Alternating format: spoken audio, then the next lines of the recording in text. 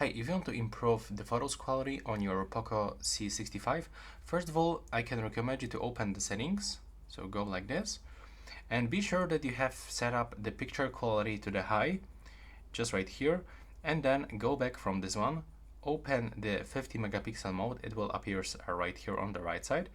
And now let's say that I want to take photo of this Me Fun gift. So now I just have to click on the object that I want to take the photo, catch the focus, and now hold my phone steady and take the photo.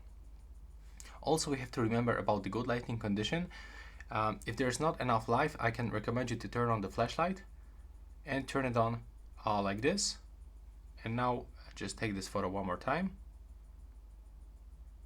There we go. And now when you open this photo, it will be looks definitely better than the normal photo. So take a look how many details we can actually find thanks to the HD preview with the 50 megapixel mode. That's actually really good.